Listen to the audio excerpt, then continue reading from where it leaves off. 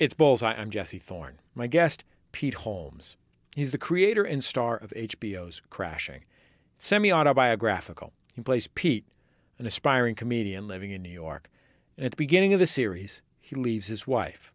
He starts couch surfing around the city, and his character's made a decision. He's going to pull out all the stops and finally give stand-up comedy a real go.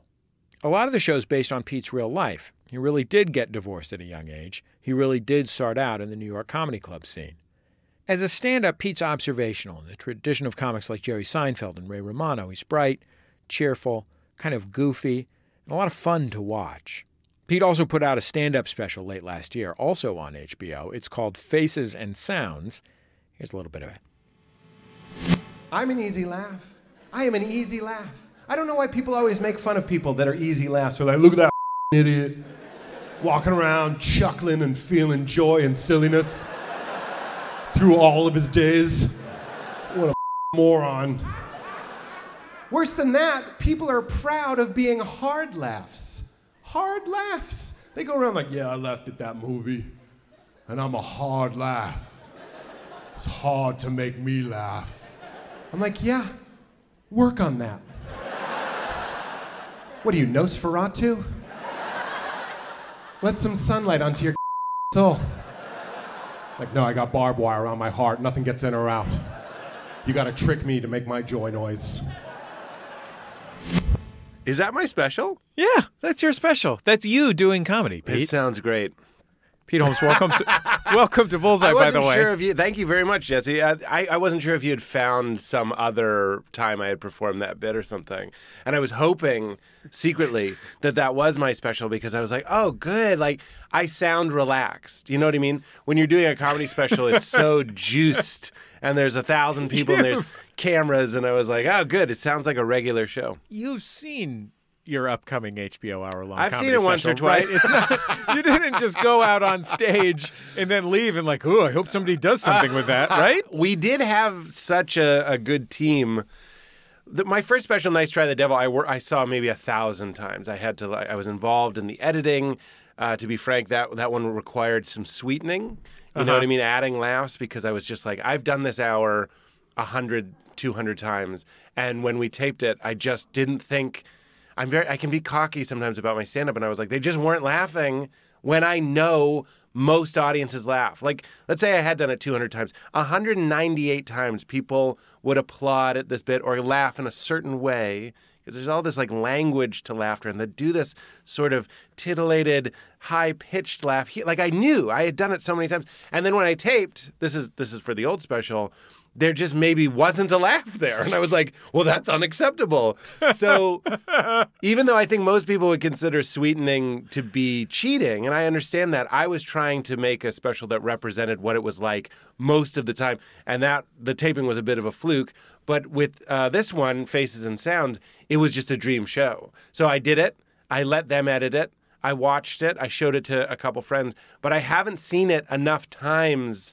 And I hadn't like drilled it. I don't believe in drilling an hour in a specific order, and sometimes they change, and sometimes like a joy noise is something I hadn't said, I think, before. And except when I go, you got to trick me into making my joy noise, I was like, joy noise. So there's still surprises. When I was just listening to that, I can still authentically laugh at it because I'm not worried about the audience not being hot because they were great. And I haven't heard it so many times that it's boring to me. Yeah, I actually want to play a moment from Crashing. Yes. And in the pilot of the show, spoiler alert, but it's like 7 minutes in, you discover your wife cheating on you, and then you go immediately to watch a comedy show. Yeah. A comic lets you in to a club that you haven't played before, a club maybe more prestigious than you've played before. And you end up having to do some time on stage, and the comic who invited you in encourages you / sets you up by saying be real and be raw on stage. Guys, Natterman's been lit. Greer's not here. I need someone to go on. We have one on already. I was there. Sorry, I've been on already. Greer's not here. I need someone. Oh, yeah, Pete. Let's put Pete on. I don't know him. Put him on. He's funny. He can do it. Really? Yeah. Whatever. Bring him up in 2. I don't know if I should do that. You're getting stage time, buddy. Yeah, no, I want to work here, but I'm going through a thing, and let's do it another time. No. Let's do it right now. You go talk about that thing. That's what we do. No, it's a breakup. It's fresh. You have a breakup, you go up there and talk about it, man. Yeah. Remember when Tig got cancer? She talked about it that night. Now, is your situation worse than that? Probably yes. But this is the art, man. This is what you do. Yeah, come on, sack up, man. Get in there. You think so? Yes, I'm not thinking I know. Go. I'll record it just in case. Yeah, record it. your set. Yeah. This is a moment that you made into a television show because it was a real life turning point in your life. In my real life, yes. In my real life, I got married when I was 22. I was raised evangelical, religious, Christian. And that's kind of what you did. I went to a Christian college, and you kind of pair off. Like, everybody graduates and gets married to someone they met. And then in real life, not on the show, in real life, when I was 28, my wife left me. So the character on the show, me and my wife and everybody involved, is obviously different, but it's inspired from a very, very true place. How did you feel when you and your wife broke up? In real life? Yeah. I mean, I'm going to presume that sad is part of it. Yeah, I was sad. I remember we were living upstate, and we had moved upstate, and she told me that she was leaving me, and it was obviously very sad. But it was weird because there was also part of me that felt a strange relief because I was so sad upstate, and we had grown so much distance between us, and I've said this before, but I thought I had died. Like, I thought I had died, and I was in some sort of purgatory place. Of course, a Christian kid, of course you might fantasize that's what was happening. So I'm asking God to, like, wake me up because I felt so much distance, and there was no love, and it was very cold and lonely, and I was taking the train an hour and a half to do 3 minutes at UCB at 11 p.m., and then take the last train home. So it's like 4 hours of commuting to do 3 minutes of comedy, and you're just like, Jesus, you get home and your wife is very cold and distant because I didn't know she's in love with somebody else, and she feels terrible about that, and she's living this double life. So when she told me, I would say it was probably 80 or 90% devastation and shock. I didn't see it coming at all. And then there was this glorious sort of 10% of like, oh, I can get out of here. I understand that when when you're living an hour and a half's train ride from comedy, my mistress, you feel alienated. You feel alienated from it. But I also wonder to what extent you felt at home in that 3-minute stand-up set at the Upright Citizens Brigade Theater, because, I've performed at the Upright Citizens Brigade Theater. A relatively small proportion, I'm guessing, of the audience and people on stage are evangelical Christians. I would say almost nobody there is probably exactly my breed of Christian. And that's kind of the fun of the show, is you take somebody that is basically wrapped in bubble wrap. He wrapped himself in bubble wrap. His parents wrapped him in bubble wrap. His faith community. What was it like for you? But forget Pete in quotation marks. Yeah. The character.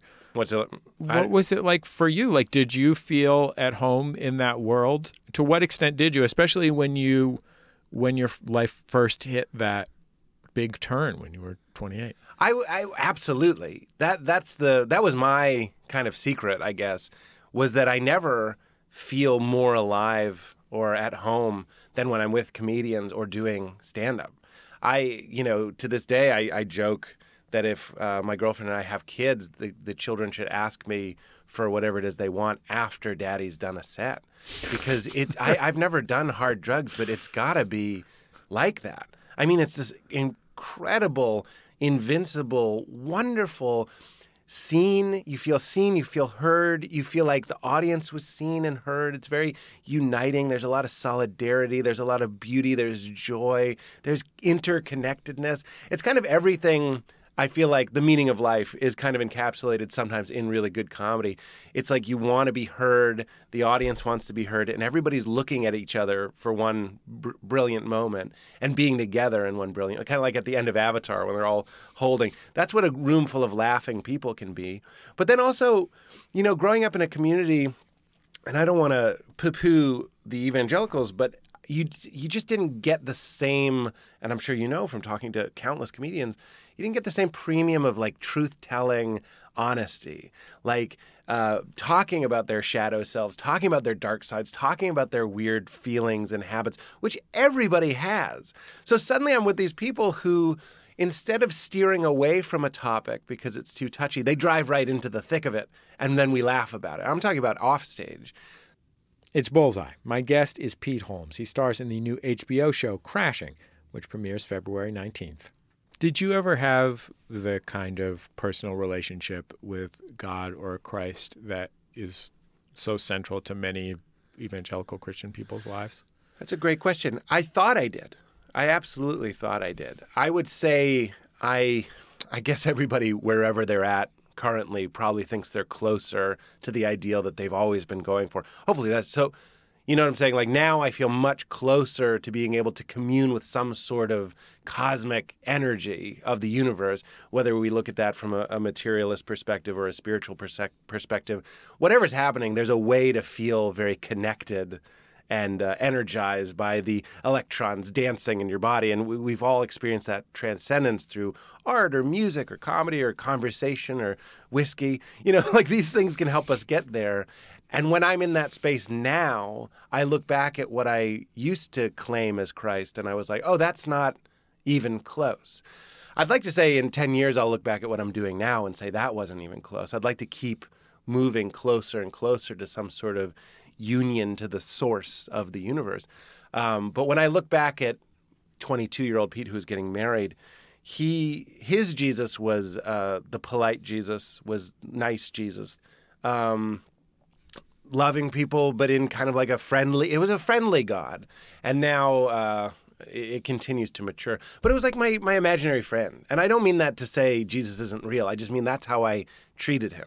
I talked to him. I asked for things. I thanked him when he gave me those things. But it was baby steps towards what ended up being a much longer discussion and kind of exploration of what is divine. I want to play another clip from my guest, Pete Holmes' HBO show, which is called Crashing. And you've just done this set at a real prestigious comedy club. I think it's unnamed in the show, but a real prestigious comedy club. It's sort of a surprise drop-in set. You just happened to be there. Yep. They needed somebody. Mm-hmm. And the comic who wasn't there, whose slot you filled, comes up to you at the bar after the show. Let's listen. Hey, man, you bumped me. What? Yeah, you bumped me. Took my spot. See, I'm supposed to do Colbert tomorrow night. If I have a bad set on Colbert tomorrow, you're going to be halfway to with it. I'm sorry, man. They said I had to go on. Somebody had to go on because you were late. No, I wasn't late. I was on time. The show was running early. I'm sorry. Yeah, look at you. You got that same stupid look in your eyes I had 20 years ago. What'd you want to do before stand-up? I went to school to be a youth pastor. Youth pastor? I can see that. That's you. That's good. Hey, man, look, you could help a lot of people. Because you definitely ain't helping nobody here with that you just did. I just had a really hard day. I've seen a lot of people crash and burn. And I want to save you from a crash and a burn. Quick, by your head. One of the things that's so interesting to me about you can probably describe better for those members of the audience who haven't already intuited it from the way you talk, the way you present on stage, what the audience sees when you stand up in front of them, you know, when they say, ladies and gentlemen, Pete Holmes, and you walk out on the stage in front of an audience where it's not your audience. Mm-hmm. What do you feel like people see? They see someone who looks like they just dropped off their son at the show or something. Like I look like a dorky dad. And, this is something that we touch on in the show a lot. It's an interesting charge to have heroes like Jerry Seinfeld and Ray Romano and, Jim Gaffigan and Dimitri Martin, clean, kind of polite guys. And all of those guys, every example that I just named, was pretty much forged in these clubs where a lot of the guys, and I say this with a lot of love, I call this to their face, these are my scumbag friends. And that's what I think is really lovely. Some of them drink too much, or they gamble, or they do drugs, or they get hand jobs at massage palaces. You know what I'm saying? But what an unlikely and kind of a beautiful place to find grace. You know what I mean? And that's what's so exciting about the show is there's so many leather jackets. There's so many AC/DC t-shirts and chain wallets and cigarettes and whiskey. And when you go up and the audience, as you're saying, sees a guy who looks like had he brought up a drink with him, it would have been chocolate milk. What do we do with that? But that's something... You flatter yourself. It would have been buttermilk, maybe. Whole milk. Whole buttermilk. Yeah, not even chocolate milk. I'm not even that nasty. Yeah. The world of New York stand-up comedy, and this was probably even more true 5 or 10 years ago than it is now, it has a very specific tone. And that tone can be pretty brutal. It's not universally brutal, but if you think of comics, if you think of what is, a great New York stand-up comic, you might think of the late Patrice O'Neill, who all he did was tear people apart all day long, as far as I can tell. Or even an alternative comic like Todd Barry, who that's also all he does, at least in every interaction I've had with him. He's a very nice man. No, it doesn't want you. That's one of the reasons why New York is the perfect place. People ask me if we consider doing it in LA, and I'm like, absolutely not. New York is the perfect embodiment of comedy. It doesn't need you. It doesn't want you. It won't notice if you pack your bags and go home. It will keep pulsing. Mike Birbiglia told me, he was a consultant on our show and my dear friend. He said one of the mantras of the show is like, if you're not telling secrets, who cares? And I just thought that was beautiful. And every episode we tried to tell some secret. And sometimes the secret was guys like Ray Romano and Jerry Seinfeld, especially when they were starting, and guys like me who want to be like them, follow guys like Patrice, whose closer, again, brilliant, hilarious, wouldn't change it for the world, I'm a huge fan, was about strange sex acts. And then you go up, and so many of my jokes, especially starting out, and we explore this on Crashing, were about like road signs or something I read on the back of an ice pack. These are the types of jokes that I like. Since I've developed, I've gotten a little bit, I'll go into sexual stuff or whatever, but it's still from that sort of perspective. It's Bullseye. I'm Jesse Thorne. I'm talking with Pete Holmes.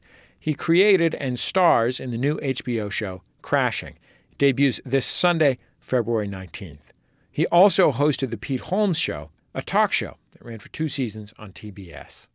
Were you afraid when you were plunged into this pool of, oh, my life is going to be a completely different thing than this life that I had anticipated and planned for the first 28 years of my life?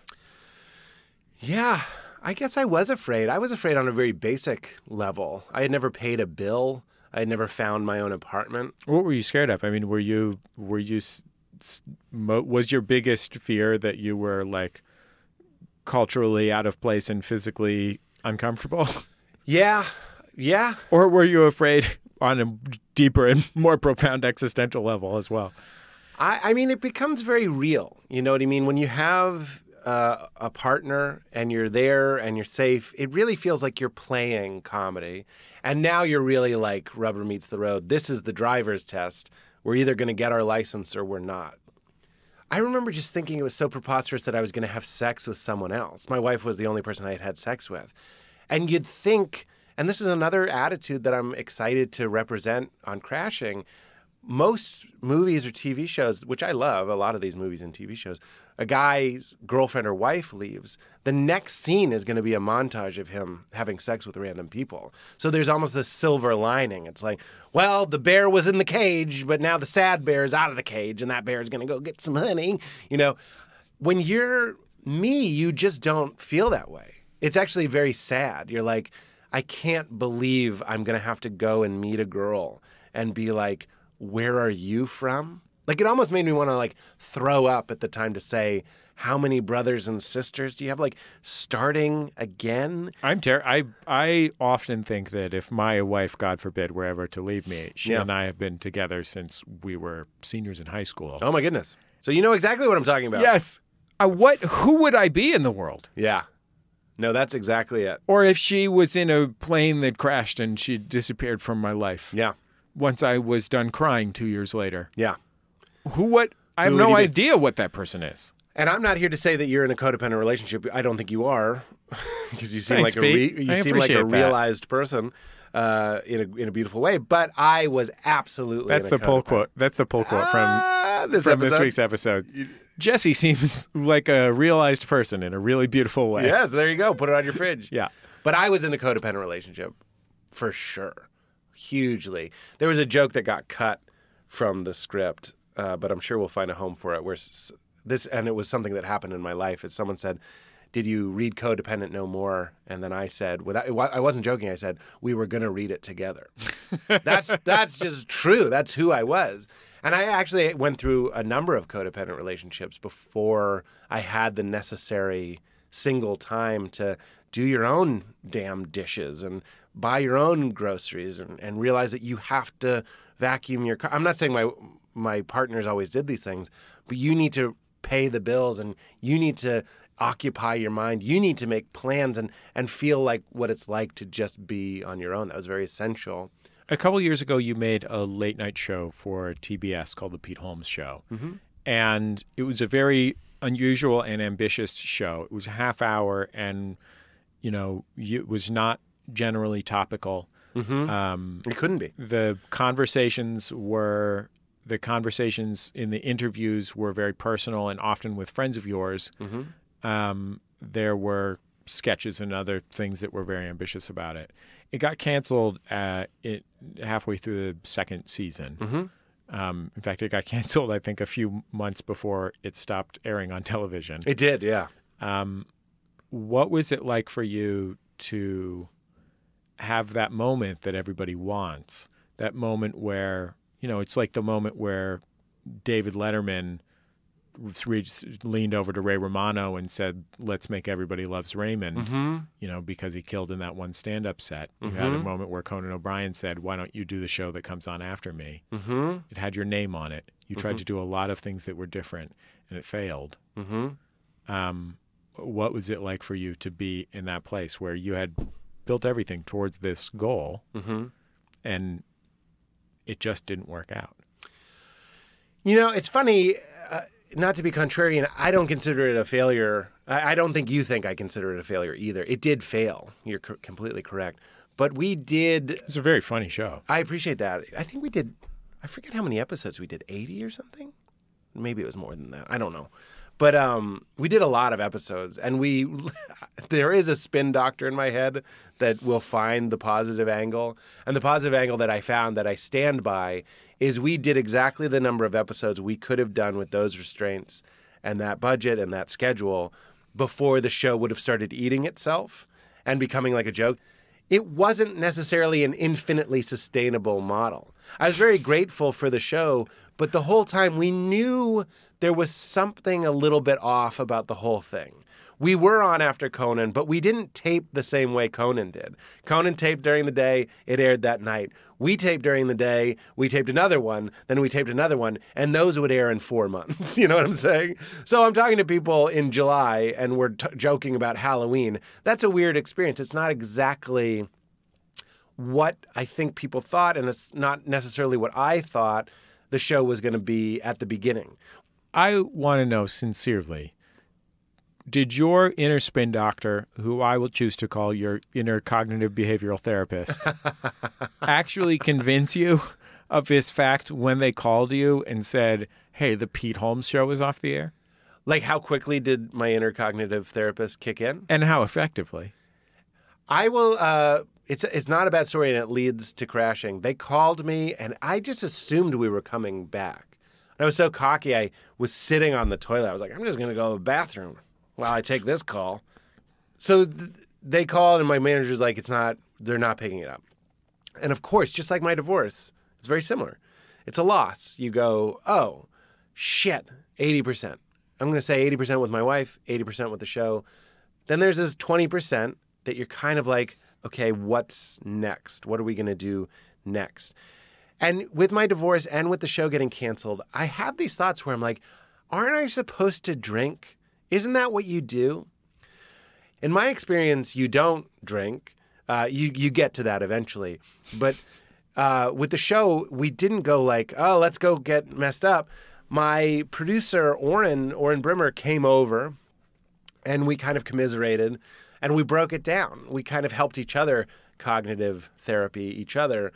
I was like, what are we doing? Like, again, Birbiglia, he's like, what are we doing here? Like, why are we on Earth? Are we on Earth just to kind of like do what we think we can do? Or are we really here to like dig deep and find out what is the story? And I was like, well, clearly it's my divorce. I want to tell the story like of what pain can lead to new and great experiences, like something that you wouldn't have asked for, like I said at the beginning, taking you where you needed to go. And then in that same moment, I was like, well, this is a Judd Apatow show. And I'm very grateful that I was at a place where I had some access to Judd.